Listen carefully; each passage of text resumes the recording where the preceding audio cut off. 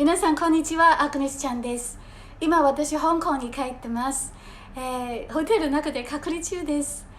でも今回は7日間だけだからすごく嬉しいです。前みたいに2週間じゃないので楽ですね。多分すぐ終わると思います。最近はなんかいろんなグッドニュースがあります。例えば私香港で36年ぶりに出したソロの歌、櫻花樹っていうの桜が言うっていうの歌なんですけど、それがまた、違うチャートで1番になったんです。これで2つの、チャートの中に1番になったんですね。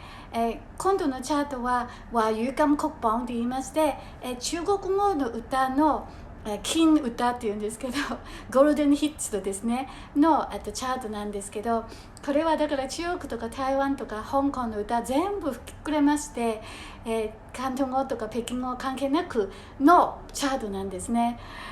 でそれが一番になれたこと、今でも信じられないです。本当にありがとうございます。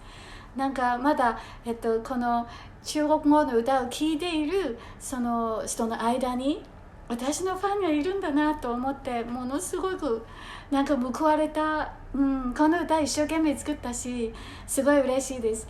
で特に嬉しいのはこの歌私が作ったんですよ。だからその嬉しさはもう普通の人よりももっとすごい。今回出したの櫻花樹っていうのは広東語なんですね。だけど、もうすぐ北京語のバージョン、過ぎ取った花びらっていうのも出てくるんですね。それがどうなるのかっていうのもとても期待しています。そして日本でも最近は本当に仕事が増えました。少しそうですね、コロナ禍が落ち着いてきたので、講演会とかコンサートとか、あとテレビでもね、最近謎トレが受けてまして、有田さんとのコンビが好評みたいでよく呼ばれてます。それもすごい嬉しいの。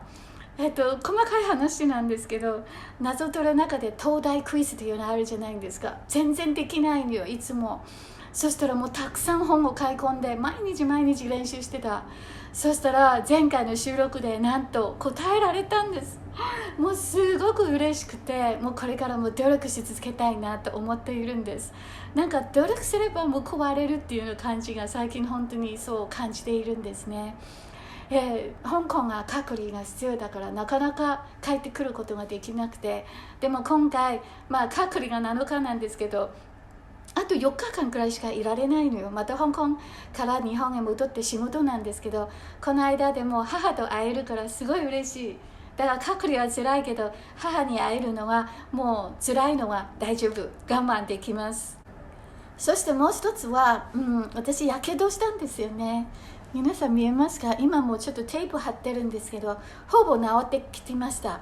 でも最初カーラーで髪巻いてる時にやけどした時はすごいびっくりしました。結構傷が長かったのでなんかすごい心配しました。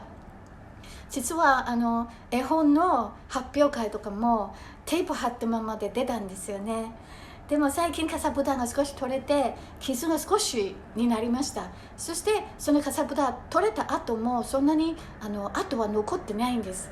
化粧すれば全部隠れるので大丈夫です。ただしもうみんなに心配かけてしまいまして本当にすいませんでした。でも実は私ちょっと反省したんです。もう見た目はどうでもいいんじゃないかって、そんな傷があっても皆さんはきっと私に対する気持ちは変わらない。それなのにそこまでなんていうの気になることはないと自分に言い聞かせました。そうだよね、中身ですよね。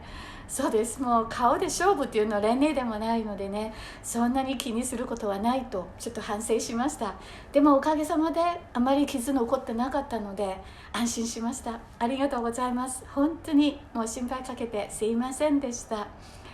今回香港にちょっとだけ帰って、そしてまた日本で仕事をして、またちょっとアメリカ行って、また日本に戻ってと、最近はまた行ったり来たりする日々が多いんですけど、すごくなんか一生懸命気をつけて、コロナにかからないように、そして、そうですね、行ったり来たりする時もできるだけこうリラックスな気持ちでね、こう周りのことについて好奇心を持って楽しもうとしています。でアメリカへ行く機会が増えたので息子たちとたくさん会えるようになってめちゃくちゃ嬉しい。なんかお嫁さんも大好き。お嫁さん大好きなので、これもお嫁さんがくれたブレイスレットなんですよ。かわいいでしょ。